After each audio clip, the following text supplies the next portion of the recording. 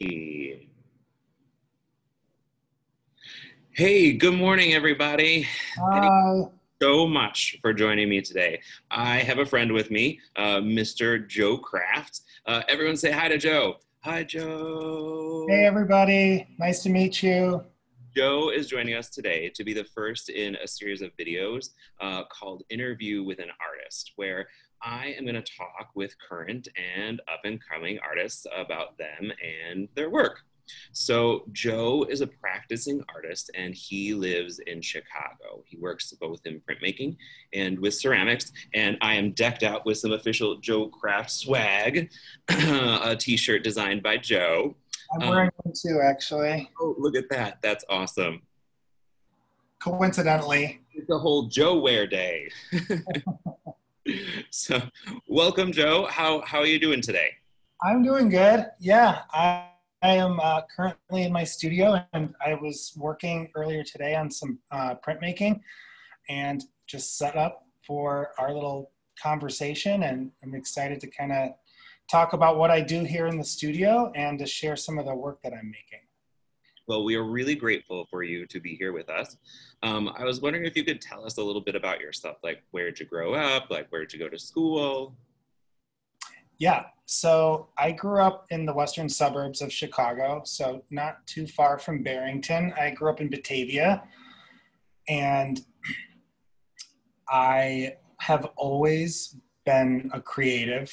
I loved art class my entire time through grade school, and I always was interested in drawing. So that's been something that's been pretty consistent in my life since I've been little.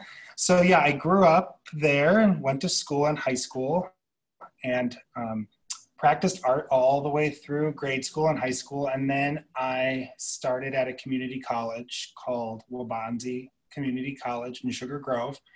And that's where I got into ceramics. So when I was 18, I started taking ceramic classes and got really invested in using that material. And actually, at that point, I kind of quit drawing, and ceramics was took up most of my time. And then I was at that community college for a few years, and then I transferred to a school called Alfred University in Western New York, and I finished my BFA in ceramics there.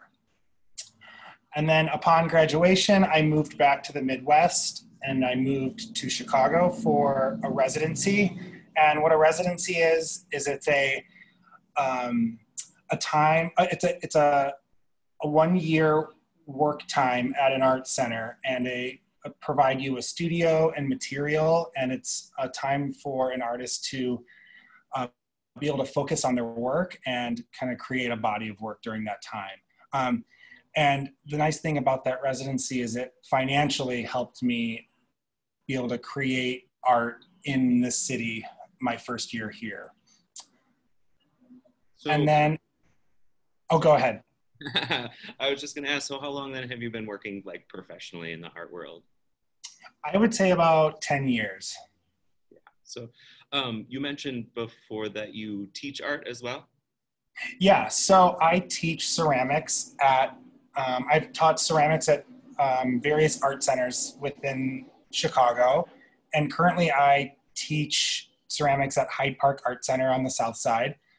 And I help run the ceramic department there. So primarily I'm teaching adults, but I teach them how to wheel throw and to hand build and how to glaze. And most recently, um, after the lockdown started, our classes all went online just like everybody. So I started to teach a drawing class for ceramic artists. So a lot of the time, ceramic artists, you're teaching them how to make things with clay, but they don't necessarily know how to uh, draw or decorate on the pieces. So the online class that I taught during the lockdown was thinking about how to create drawings for the ceramic pieces that one day that they'll make again. And now we've been able to reopen the art center starting this summer. So we have students back in the building a little bit. Very cool, very cool. That's kind of where we are right now too. So I just kind of have like one more question and then I'll kind of let you take over. So my students always ask me this and most of them know the story, but was there like a defining moment where you remember thinking like, oh man, like that's what I want to do. Like I want to be an artist. Um, yes, I feel like it's been something that's just been part of my life since I've been little. I always enjoyed drawing, and I would say, yeah, probably when I got to the community college and I discovered ceramics, I kind of decided then that that's the career, the path that I wanted to take. Very cool. So I know that we're in your studio today and you wanted to share a little bit about your process. So I'm going to go ahead and I'm going to mute myself so you don't get any background noise. And I will let you go ahead and run the show and talk a little bit about your process and your works. Okay. Okay. All right. Okay. So when I make work using the process of printmaking, I'm usually working with very bold shapes. And I want them to be kind of strong and colorful. So I'm just going to show you a couple of those real quick so you have an idea of what the prints look like.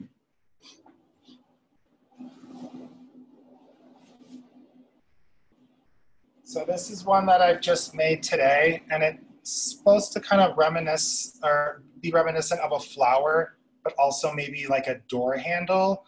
I like the shapes to be abstract enough where the viewer can kind of create their own story or idea of what they think the image looks like.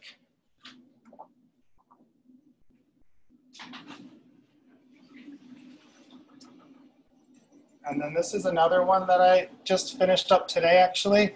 So I work with kind of the shape of the hand quite often in my work in various ways. And I think about how that shape can be repeated over and over in different compositions.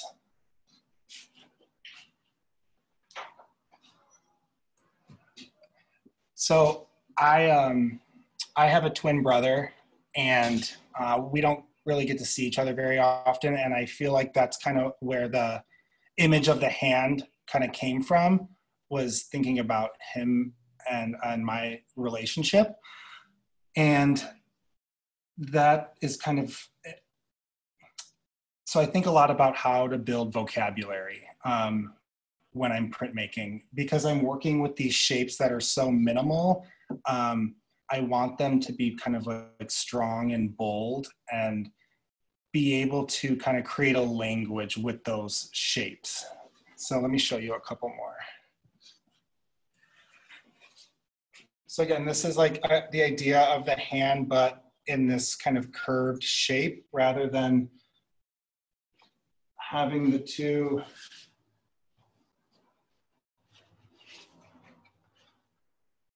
here. So I like being able to kind of lay the prints next to each other and how these two shapes can kind of talk to one another.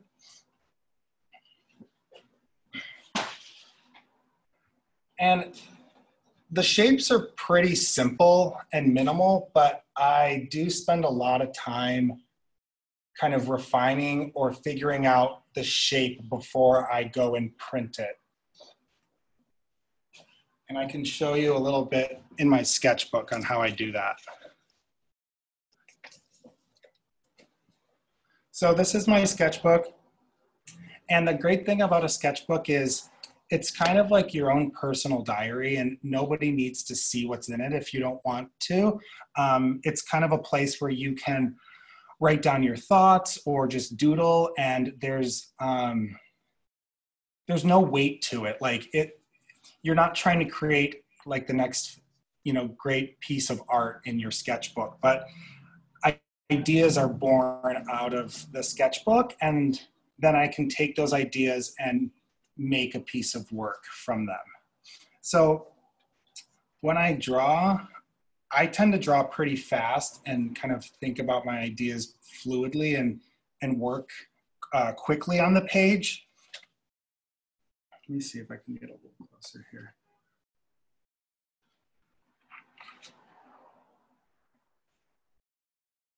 So that's kind of like that flower shape that I showed you. And here I was kind of thinking about how I might be able to have a repeat pattern inside of that shape. Or here, it's again.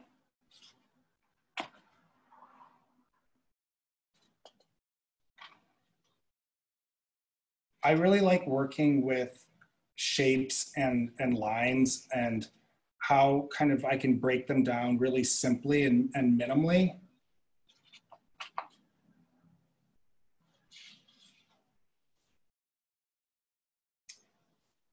You know, and here's kind of that shape of the hand again.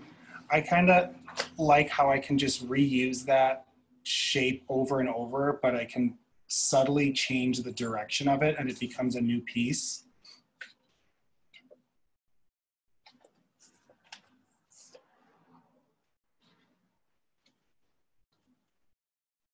And then, so here's a couple other sketches. These were the ones I was just doing yesterday for the print that I just showed you. So what I'll do is I'll just draw kind of like a rectangle, and that'll act as if that were the piece of paper that I was going to print the shape on.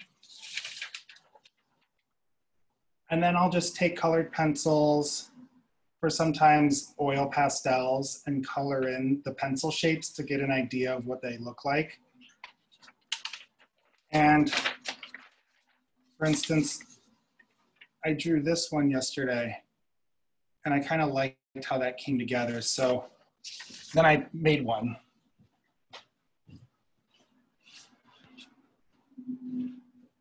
So that's kind of how I'll translate a small little sketch on a piece of paper to a final piece. And the other thing I like about these is this doesn't have to necessarily be the orientation. The piece can also exist this way or this way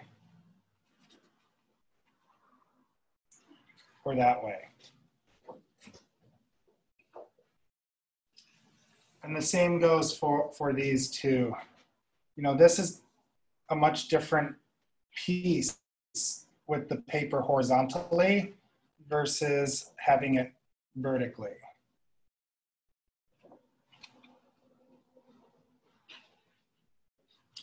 So a little bit how I come up with the shapes. I tend to think about things that have happened to me in my life, whether they be positive or negative. I think that's the greatest thing art making has to offer is it allows us to process our emotions and think about how we're feeling. Art is about how we feel.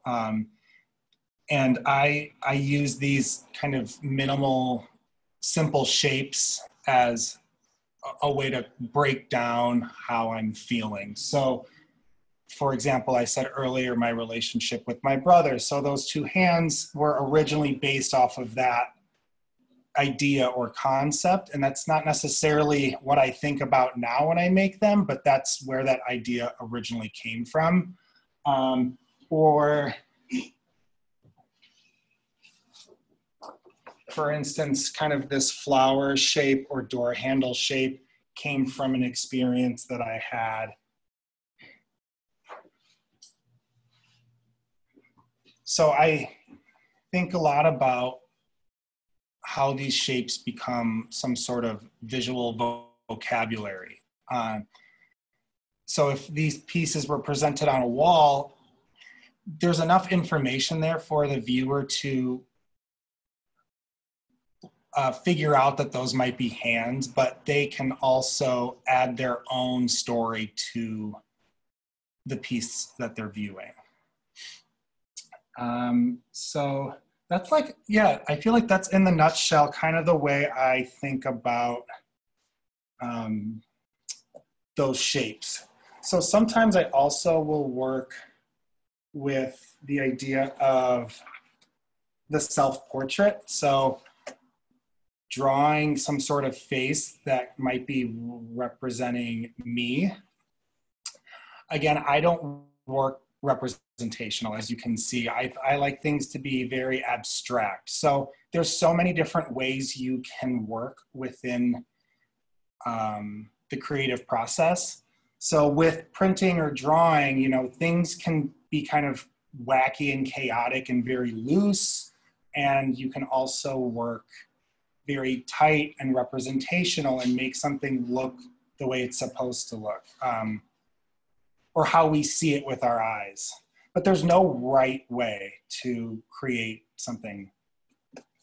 So these are some kind of just abstract kind of portraits with where I'm adding multiple eyes to the circle or to the head.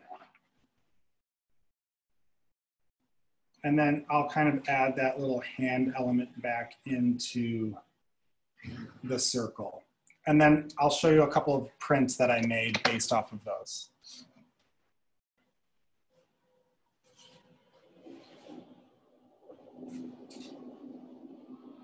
So this is kind of a character almost.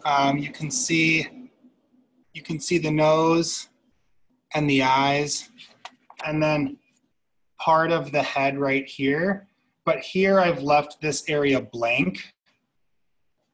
And again, that's kind of like the idea that the viewer can kind of think about what's up in that blank space of that person's head. Rather than me give too much information, I like to kind of leave some of that out and let the viewer kind of think about what's there. So yeah, overall, a lot of the work is based off of things that have happened to me or things that I've thought about, and my sketchbook is a place for me to kind of like pull all those emotions or ideas out and quickly kind of draw them. And I don't have to think too hard here. I can just let the pencil flow on the paper and then come back and kind of pull from the drawings that I've made and figure out what I want to use in a larger finished piece of art.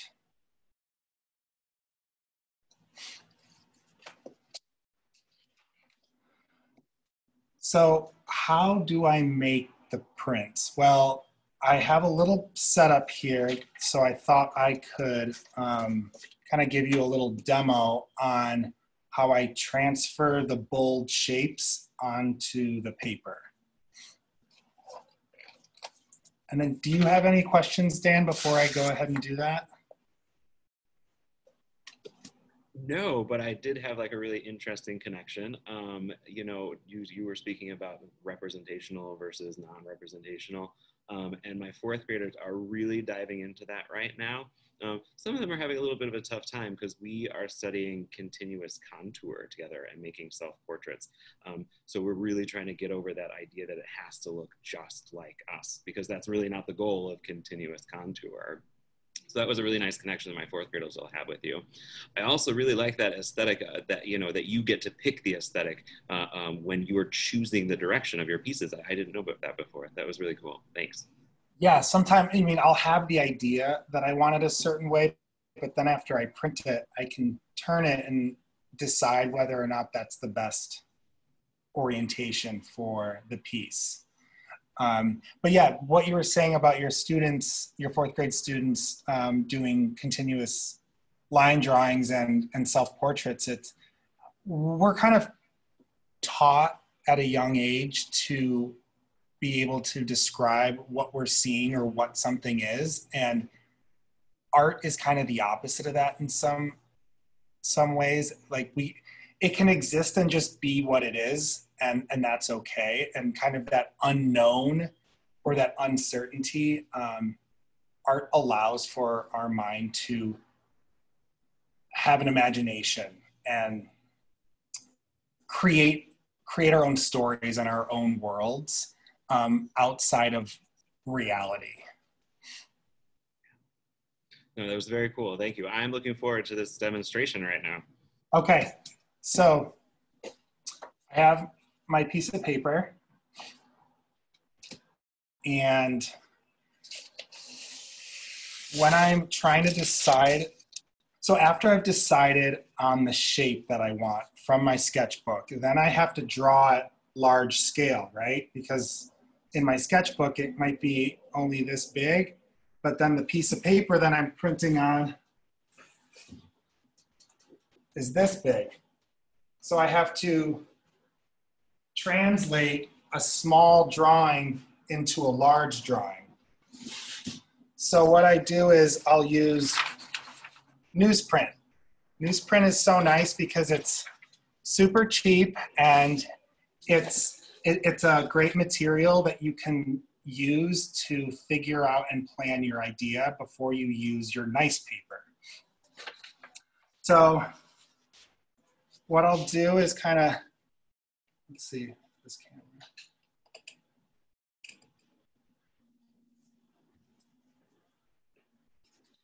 I've already drawn the shape that I'm going to use. So that's kind of my curved shape that I want to use. And then I'll take tracing paper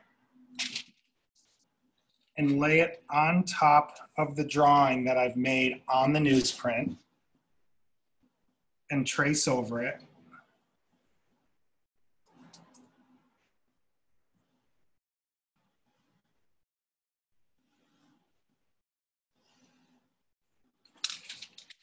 So now I've drawn the shape that I want to print on my paper onto the tracing paper. Then I need to cut this out using an X-Acto knife, which I've already prepared the one that I'm gonna print. So normally I would use my rubber cutting mat and lay the tracing paper down on that and then use my X-Acto knife to cut the shape out. But I won't bore you with that part. I've already prepared and cut the shape out. So on my table, I have a really large, this is glass. So when you're printing with ink, it's nice to have a surface that isn't absorbent so you can clean the ink off of the surface really easily when you're done. So this is all glass right here. So I'm gonna tape the bottom edge of this shape down onto the piece of glass so it holds itself onto the table while I'm inking it.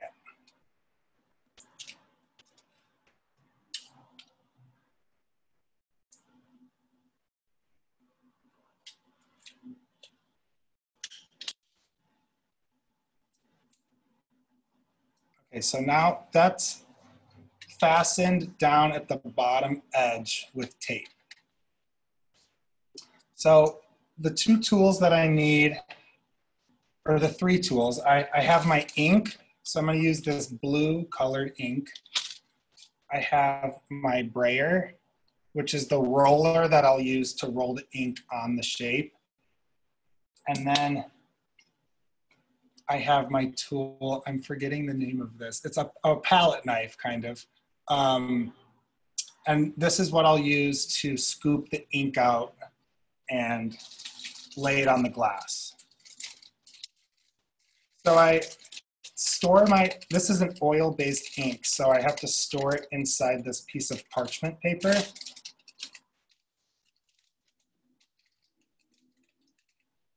So I'll scoop out some ink.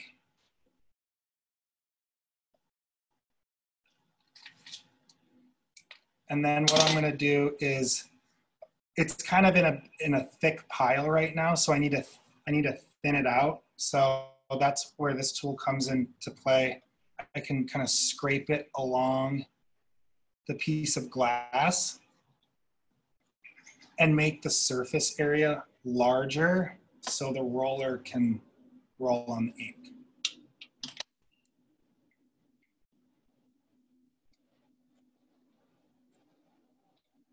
kind of like, this is kind of like a rake, like a flat rake to thin out the ink. Okay, so I've thinned that out, and now I'm going to use my roller.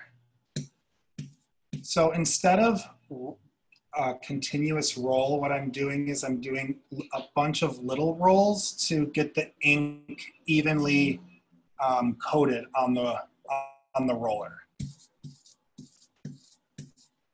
And I'm kind of moving it in different directions.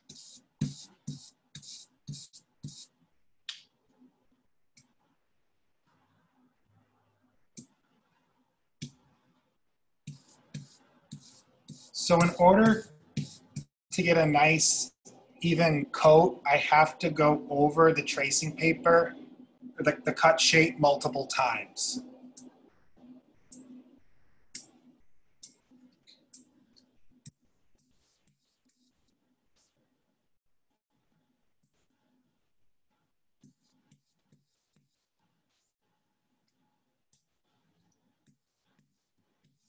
I love working with the color blue. What's your favorite color, Dan? My favorite color is green. The kids all know that too. That's the great thing about color is your favorite color can change. You don't, you know, there'll be months where I work with a certain color and then I kind of get bored of it and I'll retire it for a little bit, but I can always come back to it. Like that yellow that I showed you, I don't work with that color very often. And it was really exciting to make that print earlier today and really just see this like bright kind of sun-like color on the paper because I'm not used to working with it.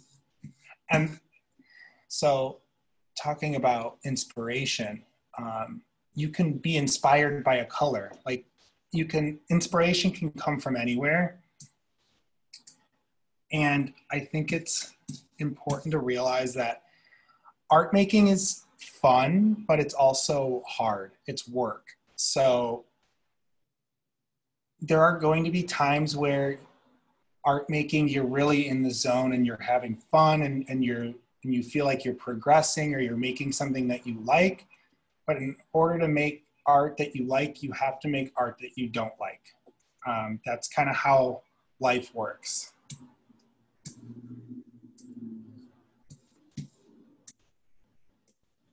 So it's okay to get frustrated in art class because it's not always going to be just fun. That's very, very true. When people ask me what I do and I say I'm an artist, they always go, "Oh, that's fun," but I'm like, well, it's also work. It's also a job. Okay, so I think I've gone over this shape enough times with my roller, which is a brayer. So you can see the blue ink. Well, maybe you can see it better here. Yeah. So that's the blue. Okay, so now I need to remove these little pieces of tape.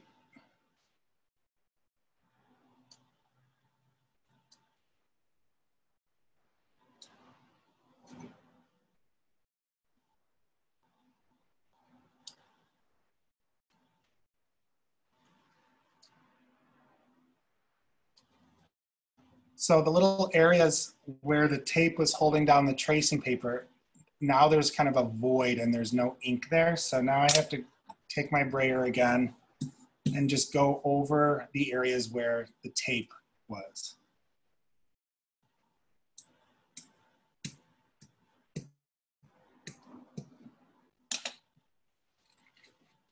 Okay. So I have my piece of paper. I'm going to pick up the inked tracing paper shape.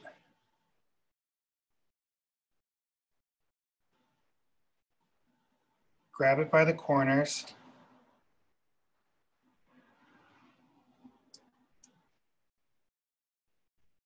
And then lay the ink part side down on the piece of paper.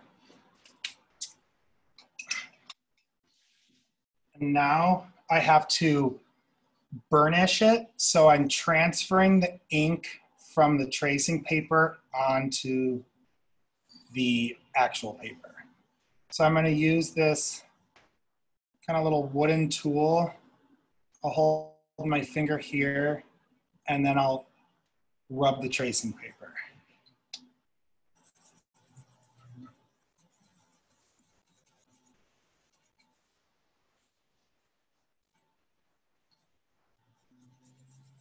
And I'm just moving the wooden tool on the tracing paper in circles.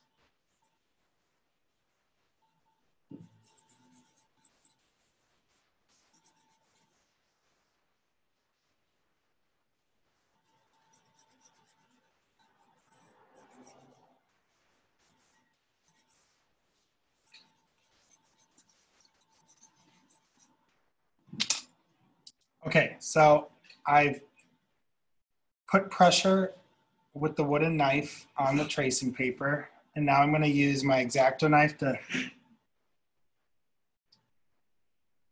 peel up the corner and peel the tracing paper off. And now I have my shape on the paper. And the other nice thing you can kind of see better here is the texture of the paper is picked up in the printed shape, which I really like. So I could leave this like it is. So the prints that I showed you, they're just one kind of large printed shape, but for example, the self-portrait, I printed the shape and then I used a oil pastel to add the eyes.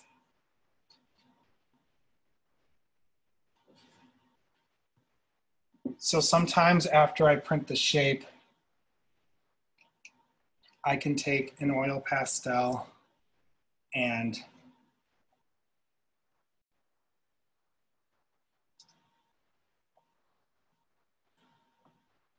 add some line work onto the print. So that changes it a lot when you start to add lines along with the shapes. So now I have this big mess here. So then after I'm done printing a shape, then I'll use this to scrape. So now you can see why I need glass, because the putty knife glides really nicely along the glass and the ink doesn't really stick to it.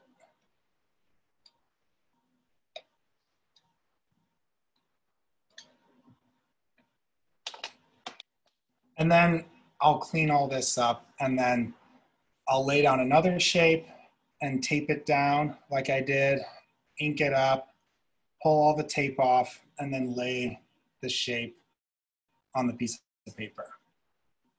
And that's the process. That was very, very cool. Thank you. Yeah. Kiddos at home, like you just saw a piece of artwork being born. Like that is so cool. We're almost out of time, but like something I wanted to bring up to my students today was, the fact that you talked about like how you use markers and oil pastels and crayons for like your sketches or even, in your final works. And I know that we don't all have the tools at home to do printmaking, but we certainly have things like markers and crayons laying around and a piece of paper. So we all could go right now and make a piece of artwork. Yeah, and actually a really good way to make a really bold shape like this without having these materials is you could use a marker, a colored pencil, a crayon, and let me show you where you could do it is you could take a color, let's use yellow.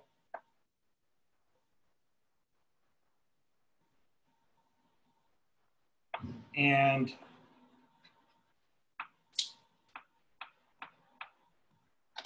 just color a large area like that. And then I could take my pencil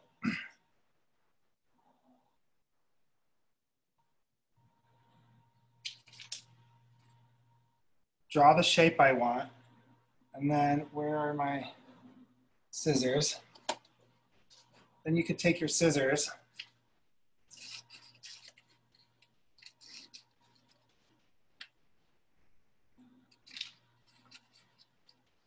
and cut the shape out and then glue it onto a piece of paper.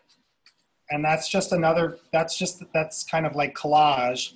It's different than what I just showed you, but you could get a similar effect.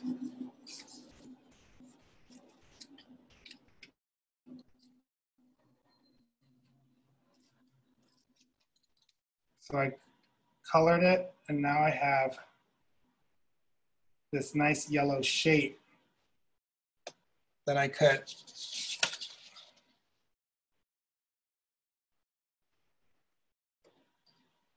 add to this piece even. Or it could go right here in the middle. So a different process, but another way to achieve a nice, bold, colorful shape on the paper. Very, very cool. You know, my kiddos that are a little bit older, like third, fourth, fifth grade, you guys will probably remember learning about Matisse and his paper collages, which is very similar to what you just saw with Joe here today. So that's a good connection to our curriculum. Yeah, I'm super inspired by Matisse's cutout artworks. And the cool thing about that is that was some of the work that he made like right near the end of his life. And was probably some of the work he was most excited about. So that's another thing to think about in art making. You know, being an artist for the last,